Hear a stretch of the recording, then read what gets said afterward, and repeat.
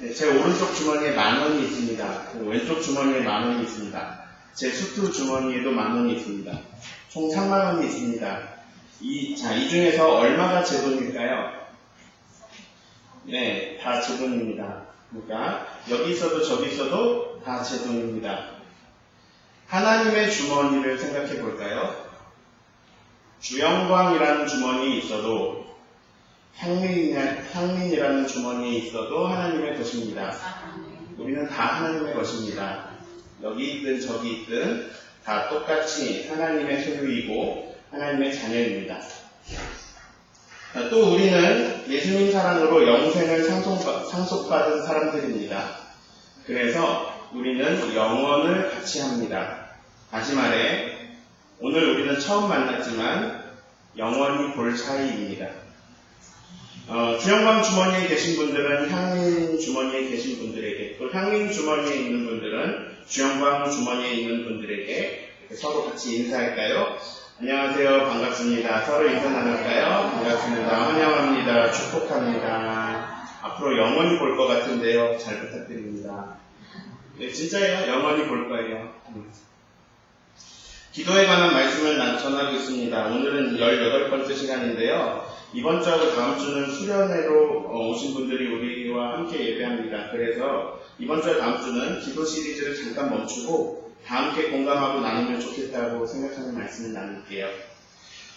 오늘은 한 남자의 인생 이야기를 하려고 합니다. 그 사람은 노예입니다. 게다가 죄수로 갇혔습니다. 밑바닥 인생입니다. 그 불쌍한 사람 이야기를 오늘 나눕니다. 저는 우리가 잘 살았으면 좋겠습니다. 우린 지금 살아있습니다. 그리고 우리에게 주어진 삶을 살아가고 있습니다. 행복하게 살기도 하고 마지못해 살기도 합니다. 때로는 죽지 못해 살기도 합니다. 넌 왜 살아? 안 죽었으니까 살지. 네, 그럴 수도 있습니다. 네, 죽기 전까지 우리는 어떻게든 살아야 됩니다. 그런데 기왕 사는 거 잘 살았으면 좋겠습니다. 우리는 사실 죽어도 다시 살게 되겠지만 오늘은 죽음 이후에 다시 사는 이야기까지는 못할 것 같고요. 잘 사는 이야기를 하고 싶습니다. 저는 여러분이 잘 살았으면 좋겠습니다. 저도 그렇고요. 우리 모두 잘 살았으면 좋겠습니다. 네, 제가 오늘 여러분 앞에서 증언할 수 있는 말은요. 하나님이 우리를 잘 살게 해주실 수 있다는 것입니다. 잘 산다는 게 뭘까요? 내가 현수네 집에 가봤는데 되게 잘 살아. 진철이네 집은 되게 못 살아. 자, 이게 무슨 의미를 담고 있죠? 현수네 집은 부자다. 진철이네 집은 가난하다 라는 말입니다. 우리가 사용하는 말 가운데 우리의 가치관이 들어있습니다. 우리는 부자를 보고 잘 산다라고 말합니다. 가난하면 못 산다라고 말합니다. 사실 이 말은 바꿔 나가야 되는 말인데요. 부자는 그냥 부자라고 하면 됩니다. 가난하면 그냥 가난하다라고 하면 됩니다. 돈이 많다, 돈이 없다 이렇게 해도 되고요. 가치 판단을 하지 않고 있는 그대로 말하는 거죠. 오늘 제가 증언하는 잘 산다라는 표현은요. 우리에게 주어진 삶, 오늘도 우리에게 선물로 주어지는 이 삶을 잘 살아가는 것, 잘 살아내는 것을 말합니다. 그래서 여기서 잘 사는 것은 부자냐 가난하냐 하고는 상관이 없습니다. 부자이면서 잘 살 수도 있고 못 살 수도 있습니다. 가난하면서 잘 살 수도 있고 못 살 수도 있습니다. 저는 우리가 잘 살기를 바랍니다. 그래서 제가 오늘 확신하며 증언하는 것은 하나님은 우리를 잘 살 수 있게 해주실 수 있습니다. 사람들은 언제 행복을 느낄까요?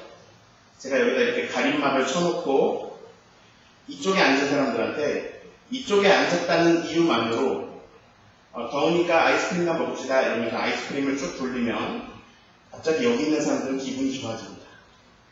그런데 그 소식을 들은 이쪽에 있는 사람들이 들으면 아무 이유 없이 기분이 나빠집니다. 왜 저기만 줘?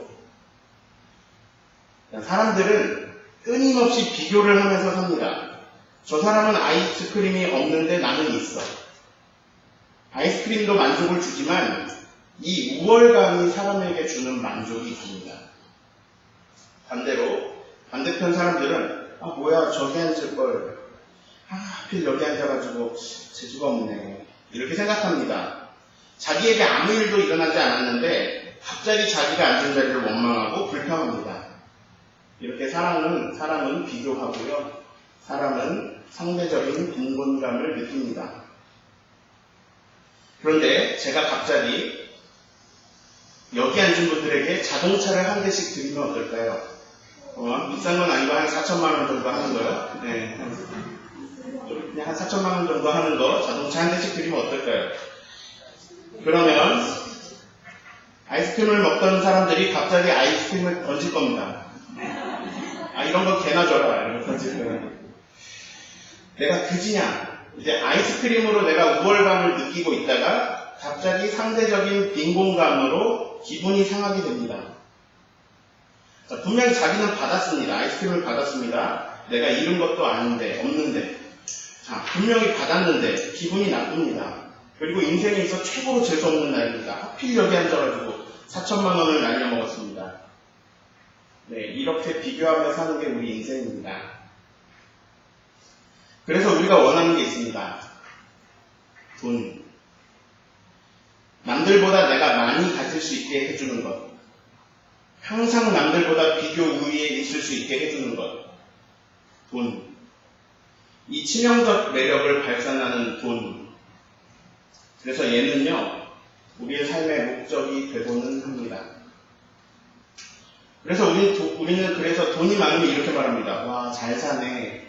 부럽다. 잘 산다. 그런데요, 반복해야겠네요. 그게 잘 사는 게 아닙니다.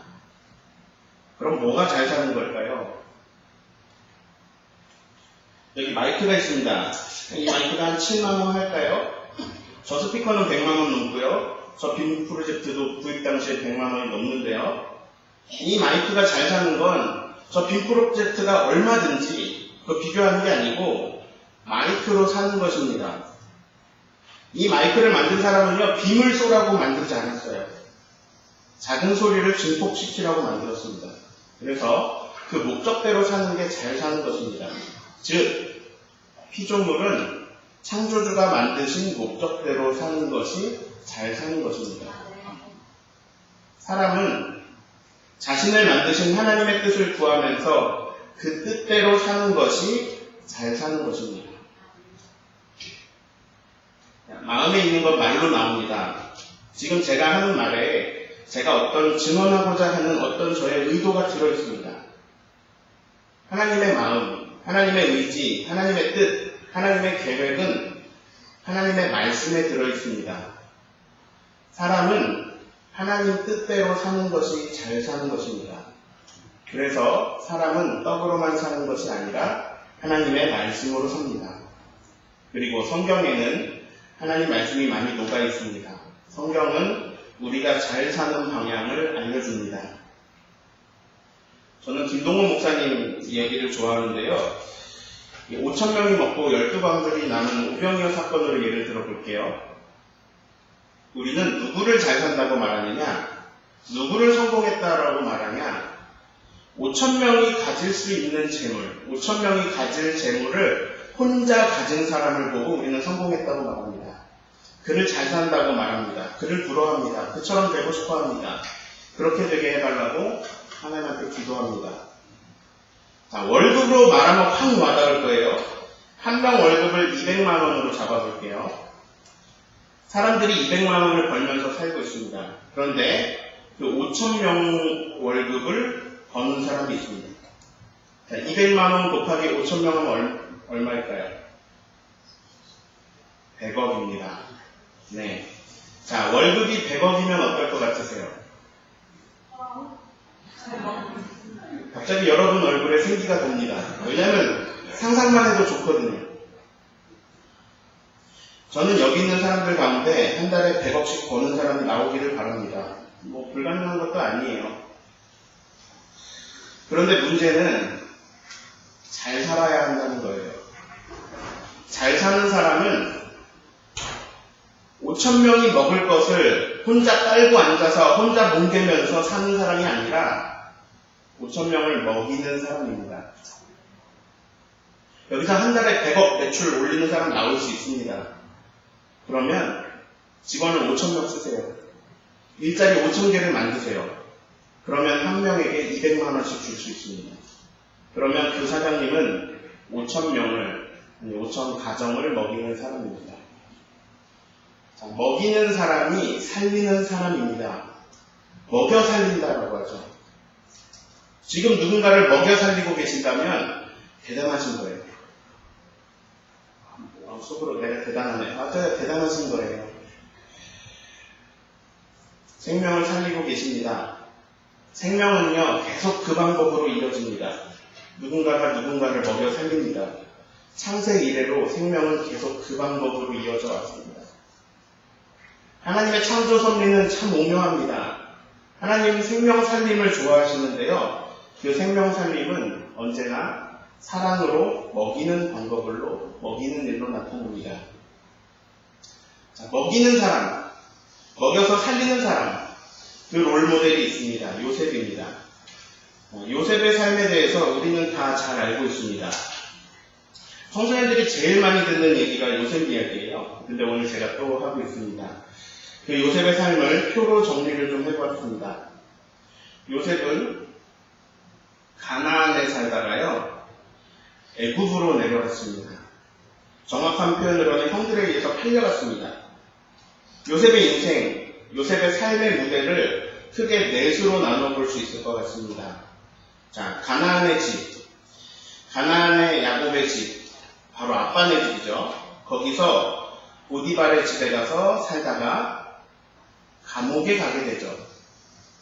그리고 왕궁에 살게 됩니다. 자, 각기 장소에서 요셉의 신분은 이렇습니다. 야곱의 집에서는 특별한 아들이었습니다. 형들은 많았지만 혼자 채색옷 입고 막 돌아다닐 만큼 특별 대우를 받는 아들이었습니다. 그러다가 하루아침에 요셉은 노예가 되고 말았습니다. 요셉은 감옥에 가면서 노예이면서 죄수가 되었습니다. 또 하루아침에 강대국 애굽의 총리가 되었습니다. 신분이 많이 변한 것을 알 수 있습니다. 그렇게 삶이 바뀐 이유를 보겠습니다. 아버지 야곱이요, 아내가 4명이 있었어요. 근데 그 중에서도 한 명 너무나 사랑하던, 특별히 사랑하던 라헬이라는 아내가 노년에 낳아준 첫 아들이 요셉입니다. 그래서 야곱은 요셉을 특별히 대하고 사랑했습니다. 형들은 이럴 때 요셉은 채색옷 입고 막 놀고 있습니다. 그러다가 잘난 체하다 형들에게 팔려서 노예가 됩니다. 자, 보디발의 집에서 노예로 있었는데요. 보디발의 아내가 유혹을 합니다.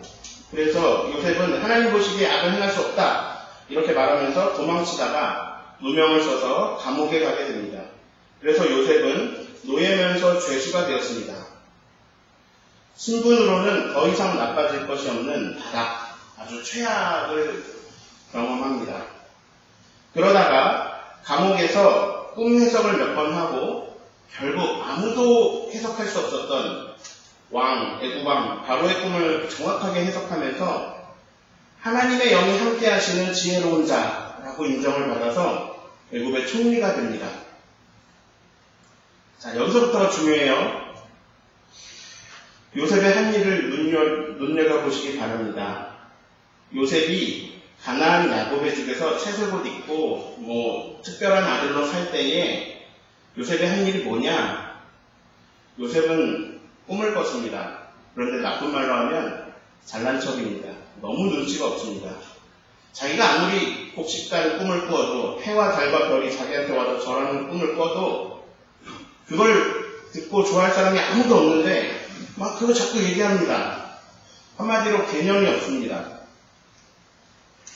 4가지라고 적어놨는데요. 싸가지라는 뜻입니다. 네. 요셉이 야곱의 집에서 한 일은 미움받을 만한 아주 싸가지 없는 행동들이었습니다. 형들 눈에는 아주 눈의 가시였습니다.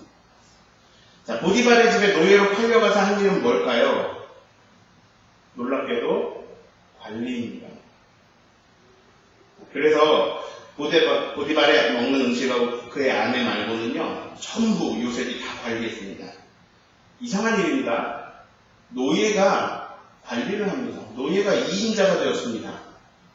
그 집안 모든 것이 요셉이 말하는 대로, 요셉이 명하는 대로 돌아갑니다. 자, 그런데 그러다가 주인마님한테 누명을 쓰고 감옥에 갑니다. 자, 죄수인 그 감옥에서 한 일은 뭘까요? 또 관리입니다. 노예이면서 죄수인 요셉은 온 감옥을 관리합니다. 억울하게 지금 갇혔는데 관리해오다가 또 여기 옮겨서 계속 관리합니다. 게다가 지금 보디발의 집보다 스케일이 커졌습니다. 간수장 다음으로 2인자가 되었습니다. 자, 그럼 왕궁에서 요셉이 한 일은 뭘까요? 마찬가지로 관리입니다. 최강대국 애국의 모든 것을 관리하게 되었습니다. 자, 주변의 반응을 살펴보겠습니다. 가나안 야곱의 집에서 잘난 척하고 싸가지 없게 살 때는 시기와 질투를 받았습니다. 그러나 노예로 살면서 또 노예 중에서도 죄수로 살면서 그는 도리어 인정을 받습니다. 그리고 왕궁에서도 인정을 받습니다. 요셉보다 높은 단 한 명의 인물, 애굽 왕, 그 바로도 요셉과 그 가족에게 선대를 베풉니다. 자, 이제 제일 중요한 것을 살펴봅니다. 요셉이 그렇게 산 이유입니다. 채색 옷을 입고 잘난 척한 이유는 야곱이 특별 대우를 했기 때문입니다. 야곱이 라헬이 2명의 아들이 있는데 이제 요셉하고 베냐민인데요. 요셉하고 베냐민만 싸고 도는 거예요. 근데 이 동생 베냐민을 낳다가 라헬이 죽었어요. 가장 사랑하는 아내가 떠나니까요, 더 애틋해진 거예요. 더 특별해졌어요. 그래서 요셉 사랑은 아주 특별했습니다. 그래서 요셉은 동생인 주제에 형들 막 일하고 있는데 막 채석을 입고 놀리고 잘난 척하고 막 그렇게 말합니다. 요셉이 잘못했어요. 싸가지 없었어요. 자, 그래서 교만해지고 잘난 척하고 그렇게 됐습니다. 그래서요, 사랑은 아주 좋은 건데 이게 고루 분배되지 않고 한 곳에 집중돼서 다른 곳에는 못 미칠 때 그때 분쟁이 생깁니다. 그런데 그랬던 요셉이 보디발의 집에서 노예로 살면서 인정받으면서 2인자가 되어서 관리를 하게 된 이유가 뭘까요? 이게 가장 중요합니다. 성경은 이를 하나님이 함께 하셨다라고 이야기합니다. 또 감옥에서 노예이면서 죄수의 신분으로 살면서 인정도 받고 관리하게 된 이유도 마찬가지로 하나님의 함께 하심입니다. 왕궁에서도 마찬가지입니다. 그가 어떻게 그렇게 했는가? 하나님이 함께 하셨습니다. 자, 그래서 우리는요, 이 표에서 오른쪽에서 여기에 있는 세 개씩 있는 박스들을 반드시 기억할 필요가 있습니다. 자, 말씀을 보시겠습니다. 여기 부분이에요. 창세기 39장 1절에서 3절 같이 읽어볼까요? 요셉이 이끌려 애굽에 내려가네. 바로의 신하 신유대장 애굽 사람 보디발이 그를 데리러 이스마엘 사람 손에서 요셉을 사니라. 여호와께서 요셉과 함께 하심으로 그가 형통한 자가 되어 그의 주인 애굽 사람의 집에 있으니 그의 주인이 여호와께서 그와 함께 하심을 보며 또 여호와께서 그의 범사에 형통하게 하심을 보았더라. 자, 이것이 보디발의 집에서 인정받으면서 관리하면서 산 이유입니다. 창세기 39장 20절, 23절도 보겠습니다. 20절부터. 자, 여기, 두 번째, 감옥에서의 요셉의 삶입니다. 같이 읽어봅니다.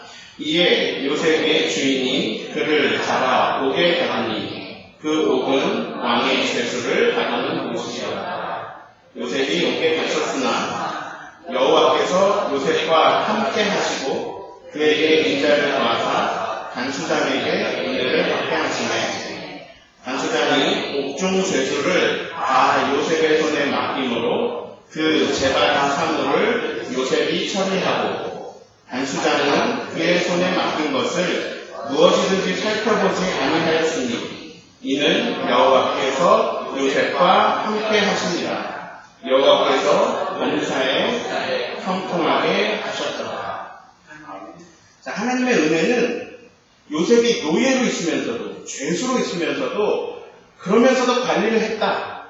여기서 끝나는 게 아닙니다. 요셉이 관리를 하면 형통하는 거예요. 기가 막히게 일이 잘 됩니다. 그래서 막 보디발의 집은 더욱 잘 되고요. 요셉이 관리하니까 감옥도 아주 기가 막히게 잘 돌아갔습니다. 왜냐하면 하나님이 형통하게 하시거든요. 애국도 요셉이 관리하면서 더 강대국이 되었습니다. 7년간 흉년이 들고 알고 있었죠. 그래서 창고들을 지어서 식량을 저장해 두었죠. 자, 흉년 때에 다 곡식 없는데 그때 자기들만 식량을 쥐고 있으니까 다른 나라가 와서 굽신거리지 않을 수가 없었어요. 요셉으로 인해서 애국이 더 강성해집니다. 자, 그리고 스케일도 점점 커지는 것을 볼 수 있습니다. 처음에는 한 가정이었습니다. 한 가정을 관리하다가 그러다가 요셉이 능력이 어느 정도에 이르자 그러자 하나님은 장소를 좀 더 큰 무대로 감옥으로 옮기십니다. 이 감옥은요, 국가에서 운영하는 감옥입니다. 그래서 왕의 죄수들이 오는 감옥이라고 아까 읽었죠. 이 감옥은 고위직, 그래서 술 맡은 관원장, 떡 굽는 관원장 이런 사람들이 들어오는 아주 애국 최고의 감옥입니다.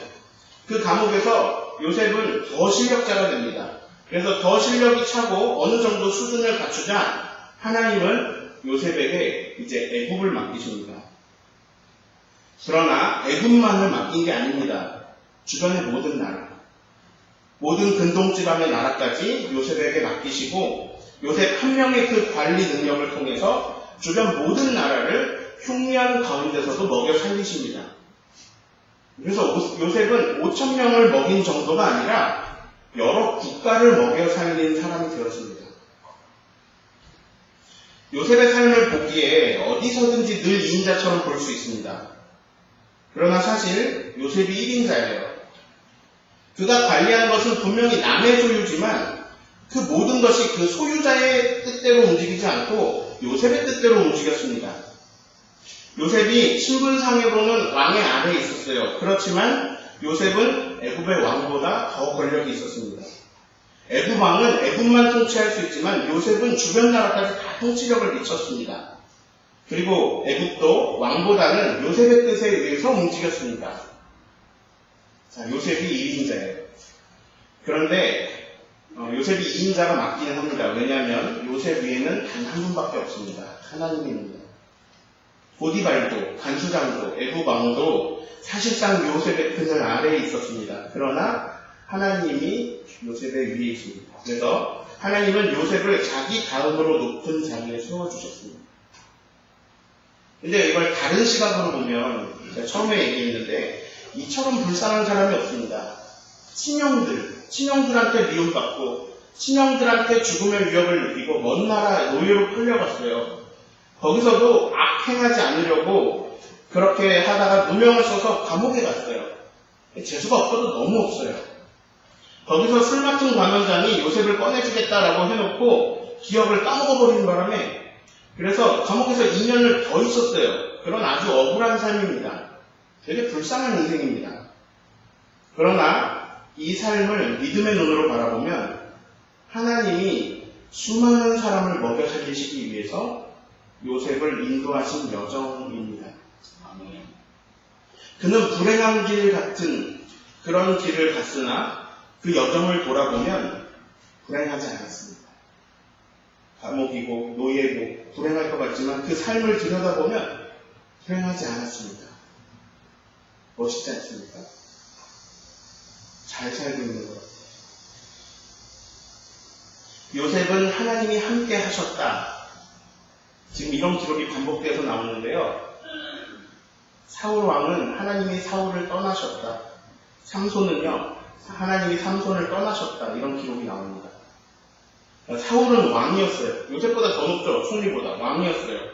삼손은 그 누구도 가질 수 없는 힘과 능력을 가졌는데 하나님이 함께 하시지 않으니까 그들이 패망한 삶을 살아갑니다. 자, 이거 볼 때 저와 여러분이 잘 사는 방법은 매우 명확합니다. 하나님이 우리와 함께 하시는 것입니다. 아멘. 지금 이 표를 보면서요, 야, 하나님이 함께 하시니까 육체 노동 안 하고 인정받으면서 관리하는 일 하네? 야, 하나님이 함께 하시면 노예 주제에 관리를 하네? 노예면서 죄수 주제에 관리를 하네? 야, 노예면서 죄수 주제에 하루아침에 총리가 되네? 이것만 보시면 안 돼요. 여전히 우리의 관심사가 거기에 있는 거예요. 야, 남들보다 우위에 서서 그들을 다스리네? 하나님이 함께 하시니까 머리가 될지언정 꼬리가 되지 않네? 중요한 건 거기가 아니라고요. 머리가 되는 것, 그게 잘 사는 게 아니에요. 그게 잘 사는 게 아니라고요.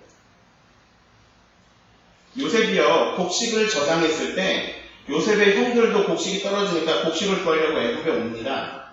오늘 읽은 창세기 45장은요, 나중에 요셉이 자기가 형들에게 내가 요셉이에요 하고 드러내는 장면입니다. 그때 요셉이 형들에게 엄청난 말을 합니다. 창세기 45장 7절 같이 읽어볼까요? 5절 같이 읽어볼까요? 당신들이 나를 이곳에 팔았다고 해서 근심하지 마소서, 한탄하지 마소서. 하나님이 생명을 구원하시려고 나를 당신들보다 먼저 보내셨나이다. 형들이 어떤 사람들입니까? 요셉이 낙원 같은 곳에서 채색 옷 입고 아무것도 부럽지 않게 살고 있었어요. 그런데 그게 형들에서 한순간에 다 사라집니다. 다 끝납니다. 요셉은 먼 나라에 끌려가가지고 돈으로 사고 파는 노예가 됐습니다. 근데 요셉이 이제 힘이 생겼습니다. 그때는 형들이 팔면 팔려갈 수밖에 없었지만 지금은 형들을 맘대로 할 수 있는 지위가 생겼습니다. 막 때리고 욕하고 옥에 가둬도 그래도 분이 안 풀릴 그런 원수 같은 그런 형들을 만나가지고 요셉이 하는 고백이 이거예요. 형들이 판 거 아니에요. 하나님이 보냈어요. 하나님이 나를 먼저 보냈어요. 근데 이유가 뭐예요? 생명을 구원하시려고. 오늘 설교 제목입니다. 생명을 구원하시려고. 청소년들이요, 이 요셉 얘기 엄청 들어요. 사람들은 와, 요셉이 총리가 됐대. 여기에 관심이 있어요. 야, 그래, 우리 아들도, 그래, 우리 딸도, 그래, 나도 하나님 믿고 높은 사람들이야. 아멘 합니다. 근데 다 좋은데요, 요셉이 겪은 고생 생각하고 그런 말 할 수 있었으면 좋겠습니다. 중요한 건 노예여도 관리직에 있고 죄수여도 관리직에 있고 결국 총리가 되었다. 여기에 중요한 게 있는 게 아니고요. 왜입니다. 왜 요셉이 총리가 되었는가? 왜 그런 우여곡절을 겪으면서 총리가 되었는가? 설교 제목에서 힌트 좀 찾아보세요. 왜 총리가 되었습니까? 생명을 구원하시고. 요셉을 통해서 7년간의 흉년 가운데서도 하나님의 민족으로 성장할 이 야곱의 가족들, 또 그 주변의 모든 국가의 사람들 먹여 살리려고. 자, 야곱이 잘못했어요. 편애했잖아요. 그의 교육은 잘못했어요. 요셉이 잘못했어요. 싸가지 없었잖아요. 잘못했어요. 그리고 형들이 잘못했어요. 그렇다고 시기 질투해서 동생을 노예로 팔아버렸잖아요. 보디발의 아내가 잘못했어요. 누명을 씌웠잖아요. 술 같은 관원장이 잘못했어요. 요셉을 꺼내주기로 하고 잊어버렸잖아요. 수많은 잘못들이 들어있고 인생의 크고 작은 실수들이 다 섞여 있습니다. 거대한 실수들과 안 좋은 상황들이 다 섞여 있습니다. 우리들의 삶을 보세요. 우리 부모님이 완벽했습니까? 그 교육이 너무나 뛰어났습니까? 우리는 얼마나 상처가 많습니까? 우리는 얼마나 그동안 부당하게 당해왔습니까? 우리는 얼마나 많은 억울한 일을 겪었습니까? 우리는 아픔과 고통의 일이 얼마나 많았습니까? 그런데 그 모든 것이 하나님의 손에 붙들리니 결국 이루어진 것이 생명을 구원하신 일입니다. 로마서 8장 28절을 큰 소리로 읽읍시다. 우리가 알거니와 하나님을 사랑하는 자, 곧 그의 뜻대로 부르심을 입은 자들에게는 모든 것이 합력하여 선을 이루느니라. 잘 사는 방법입니다. 잘 사는 방법이 나와 있습니다. 부르심을 입어 그의 뜻대로 사는 것입니다. 그러면 괴로웠던 일들, 내 아픔, 내 상처까지 다 합력하여 그렇게 선을 이루어내시는 하나님의 뜻이 하늘에서 이루어진 것 같이 땅에서도 이루어집니다. 정리합니다. 자, 우리가 원하는 게 뭔지 아세요? 우리는 이런 거 원해요. 하나님, 저를 그냥 가나안 야곱의 집에서 채색옷 입고 살게 해주세요. 저 5,000명 먹이지 않아도 좋습니다. 주변에서 나를 나쁘게 봐도 좋아요. 그런 시선 괜찮아요. 저는 이 채색옷을 포기할 수 없습니다. 많은 그리스도인들이 이것을 택합니다. 그리고 이것을 기도합니다. 그러다가 노예가 되면요, 기도가 바뀝니다. 하나님, 제가 전에는 채색옷 입고 살았는데 지금은 이렇습니다. 그 채색옷을 회복하소서. 다시 채색옷 주세요. 이렇게 기도합니다. 그런데 우리가 진짜 구해야 할 것이 무엇일까요? 지금 내 상황이 보디발의 집이든 감옥이든 왕궁이든 구해야 할 것은 명확합니다. 하나님이 저와 함께 해주세요. 하나님 뜻 알아가게 해주시고 나를 만드시고 나를 부르신 그대로 그 뜻대로 살게 해주세요.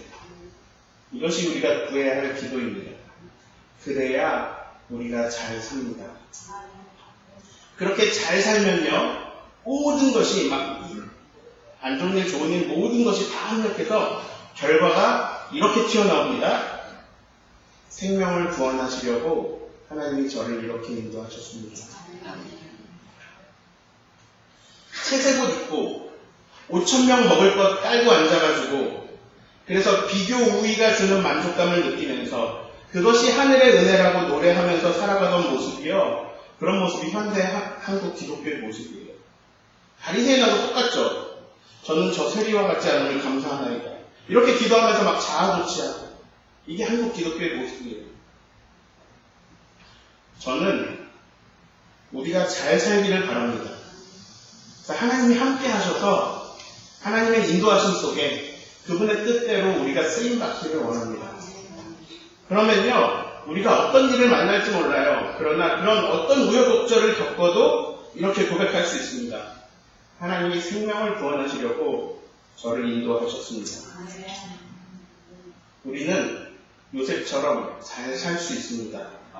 하나님은 우리를 잘 살 수 있게 해주실 수 있고 우리가 잘 살기를 바라십니다. 생명 살림의 길이 우리 앞에 열려 있습니다. 하나님이 손 내미십니다.